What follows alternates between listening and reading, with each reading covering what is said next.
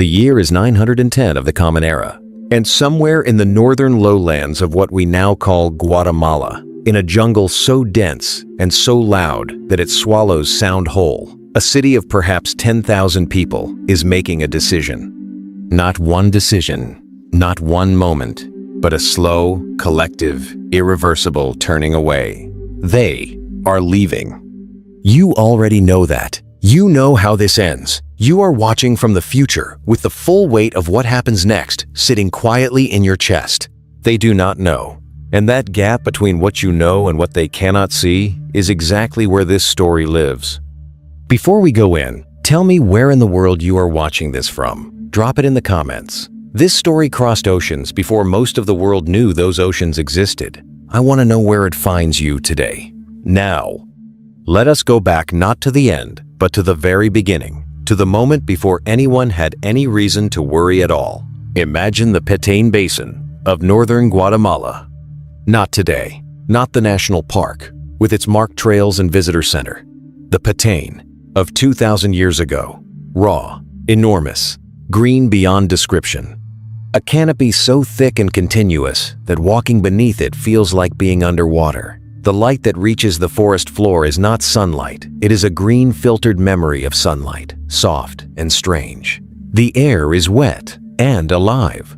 It smells of rot and growth simultaneously because in the tropical lowlands, these are the same process, endlessly cycling, the dead becoming the living, becoming the dead again without pause. Into this jungle, and this is the part that should stop you for a moment, someone decided to build a city, not a village, not a seasonal settlement, a city with pyramids. The earliest evidence of human settlement at Tikal goes back to around 900 BCE, that is nearly 3,000 years ago. By the 1st century of the Common Era, the city already has monumental architecture. By the 4th century, it is one of the largest and most powerful political centers in the entire Maya world. Think about what that means in practical terms. Every stone in every pyramid was carried by human hands through dense jungle. There were no wheels used for transport in pre-Columbian Mesoamerica. No draft animals. Everything moved on human backs, through root systems and heat and rain, across terrain that resisted every step. And yet, the Great Plaza of Tikal, the civic heart of the city, is flanked by 2 temple pyramids facing each other across an open ceremonial space. Temple 1 to the east, Temple 2 to the west. They rise above the jungle canopy, their steep stone faces reaching 44 meters and 38 meters respectively into the sky. From the top of Temple 1, you can see above the green. You can see the canopy stretching in every direction like a second earth, flat and breathing. And rising from it just visible above the green, the tops of other pyramids. Temple 4, the tallest, reaches 70 meters. It is still, today, one of the tallest pre-Columbian structures in the entire Western Hemisphere. This is not a small thing someone built here. This is a statement. Tikal, at its height, somewhere around the 6th and 7th centuries of the Common Era, has a population that some archaeologists estimate at perhaps 60 to 90,000 people in the city and its surrounding areas. It controls trade routes across the Maya lowlands. Its rulers commission elaborate stone monuments, stelae, carved with their names, their victories, their divine lineages. The city has a sophisticated water management system. Massive reservoirs cut into the natural landscape collect and hold rainwater through the dry season. Causeways, raised roads, connect the major temple complexes to each other and to outlying areas. The people who live here are astronomers, mathematicians, architects, farmers, traders, warriors, and artists. They have a writing system, a calendar of extraordinary precision, a cosmological understanding of time that makes the Roman calendar of the same period look approximate. They are not primitive. They are not mysterious in the way that lazy storytelling makes them mysterious. They are people building a world. And the clock, when it starts, does not start with an invasion, not a plague, not a flood. It starts with something far more complicated. It starts with themselves. The 6th century brings Tikal to a crisis that reshapes the entire Maya world. A rival city, Caracol, in what is now Belize, allied with the great power of Calakmul to the north, defeats Tikal in battle in the year 562 CE. This event is inscribed in stone at Caracol, not at Tikal. At Tikal, something extraordinary happens. The stone monuments stop. For a period of roughly 125 years, a span longer than the entire history of the United States as a nation, Tikal erects no new stelae, no new public monuments. The official record of the city simply goes quiet. Archaeologists call this the TIKAL hiatus. What it means in human terms is harder to say. Life continued. The city was not abandoned. People were born, worked, ate, argued, prayed. But the official voice of the city, the inscribed public political voice, went silent. Something had broken. Around 695 CE, a ruler named Jasa Chan Kawil I takes the throne at Tikal. He defeats Kalakmul. He restores the city's political dominance. He builds. Temple 1, the Great Pyramid you see in every photograph of Tikal, is his funerary monument. He is buried beneath it. Tikal surges again. The 8th century is a second golden age. More pyramids, more monuments, more trade. The city fills with the energy of a place that believes in its own permanence. And underneath all of it, quiet, unread, invisible, the clock is still running. The Maya lowlands of the 8th century are not peaceful. Across the region, city-states are in constant competition. Wars over trade routes, over water, over prestige, over the divine authority of ruling lineages. The landscape is not empty jungle between cities. It is a contested, managed, politically charged territory. And the land itself is beginning to show the strain. The Maya agricultural system is sophisticated terracing, raised field farming, forest management, but the population of the lowlands has grown enormously over several centuries. The demands on the land are intensifying. Deforestation accelerates. The cleared land around cities and farms increases runoff, reduces soil quality, affects rainfall patterns at a local level. The reservoirs that the Maya built with such precision depend on regular rainfall, and the evidence preserved in lake sediment cores from the region shows something troubling. The 9th century brings drought. Not a single catastrophic drought. Not one season of failed rains that ends everything in a moment. Something worse. A series of drought episodes, recurring, unpredictable, arriving just often enough to undermine confidence in the system without arriving so consistently that it demands immediate total response. The harvests become unreliable. The reservoirs run lower. The cities that depended on agricultural surplus to feed their populations, pay their workers, fund their monument building, maintain their political authority begin to feel the pressure at every level simultaneously. And here is where the human story becomes almost unbearable to watch from the outside. Because the rulers of these cities do not stop building. The monuments get larger, the inscriptions get more elaborate, the ceremonies get more ambitious. As the pressure increases, the display of power intensifies, because power that is genuinely secure does not need to announce itself quite so loudly. The population senses something. Not all of them. Not all at once. But the people at the edges of the system, the farmers, the laborers, the people at the outer settlements, they are the first to feel it. They are the first to make the quiet decision that leaves no trace in the archaeological record.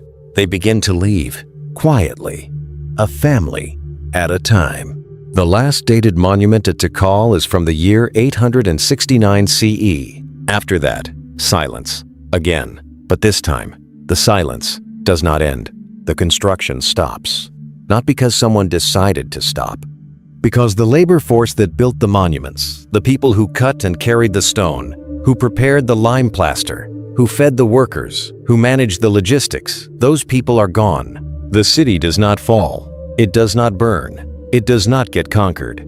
It empties. This is the part that is genuinely hard to visualize. Because we are conditioned to think of civilizational collapse as violent armies, fire, the abrupt end. But Tikal's end is more like a long exhalation, a gradual releasing of breath. The population declines. The political authority weakens. The trade networks fray. The ceremonies become harder to sustain. The reservoirs are maintained by fewer hands. The cleared agricultural land around the city begins its slow return to forest. A roof collapses somewhere. Nobody repairs it. A stela falls. Nobody raises it again. A doorway is blocked with rubble, not in an attack, not in a hurry, but in the quiet, practical decision of people preparing to leave to seal what they are leaving behind, to mark an ending they understand, but do not inscribe anywhere. By 910 CE, the city that at its height held tens of thousands of people is down to a fraction of that. By 1000 CE, Tikal is essentially uninhabited. The jungle, which had always been pressing at the edges, begins to move in. Roots find the cracks between stones. Vines cover the carved faces of monuments. The canopy closes overhead. And the city, which was never truly hidden, which the local Maya populations of the region continued to know about, to visit, to hold in memory, becomes invisible to the outside world. For centuries, the Spanish arrive in the Yucatan in the early 16th century. They move through the Maya world with devastating efficiency, burning books, destroying temples, forcibly converting populations, dismantling political systems that had survived for millennia. But the deep Petén jungle resists them, not ideologically, physically. The terrain is brutal. The distances are vast. The heat, the disease, the complete absence of navigable roads. The same jungle that Tikal's builders once mastered now protects what they left behind.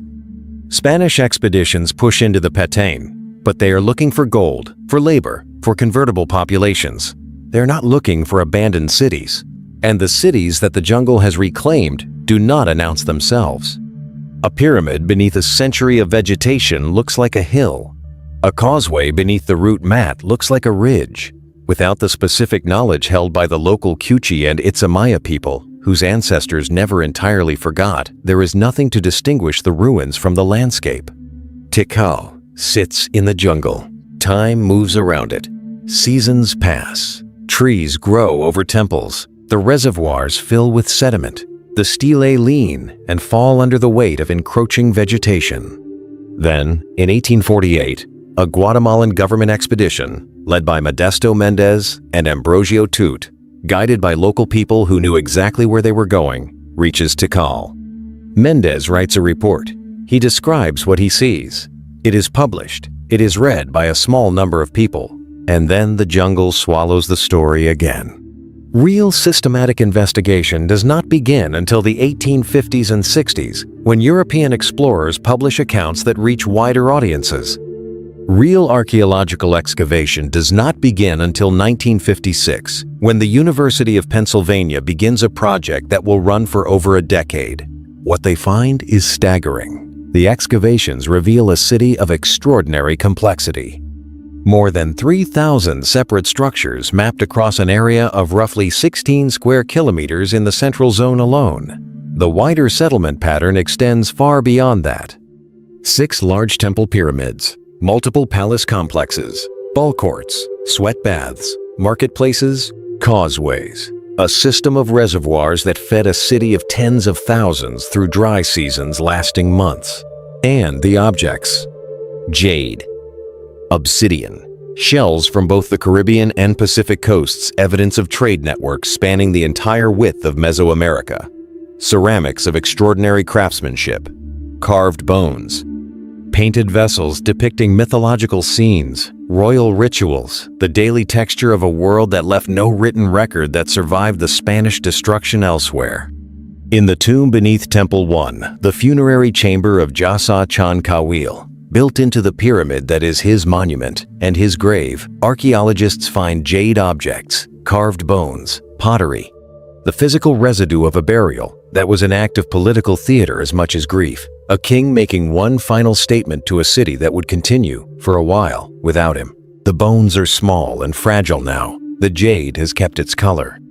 Outside, above the tomb, above the pyramid, above the canopy, the sky is the same sky he saw. That continuity is almost too much to hold.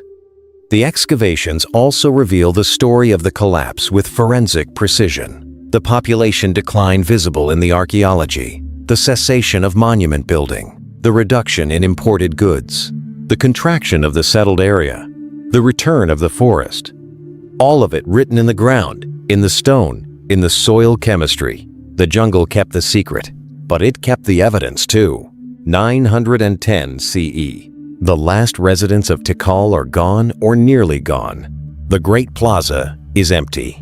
Temple 1 stands above the canopy, as it always has. Its steep stone staircase, rising to the temple chamber at the summit. The small dark room at the top of the world, where the priests once stood between the city below and the sky above.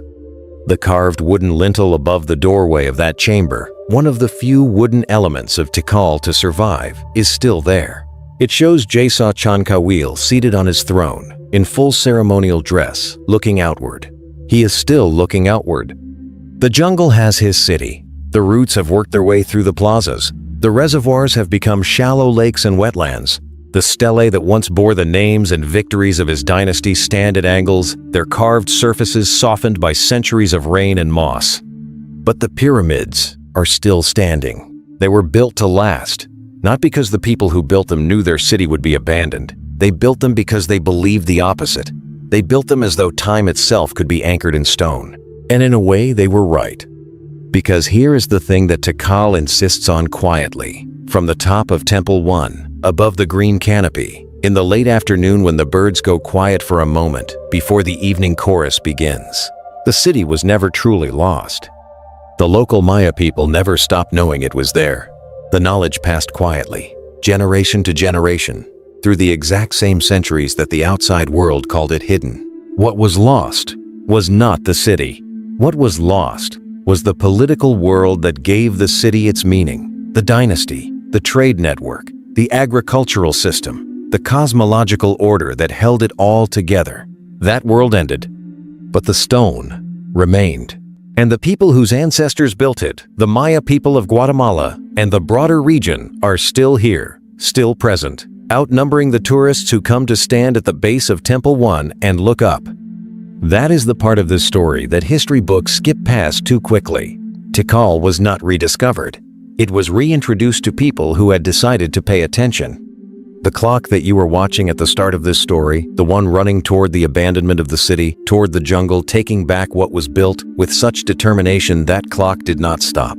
It changed what it was counting. It is still running. What it is counting now depends entirely on what we decide to do with what was left behind. I would love to know what you think about that. Not the archaeology, though, that is extraordinary, but the other part, the part about what gets remembered and who gets to do the remembering. Leave it below. And if this way of sitting with history, slow, physical, honest about what we do not know, is something you want to keep doing, then stay. Subscribe. There are more of these stories. There always are.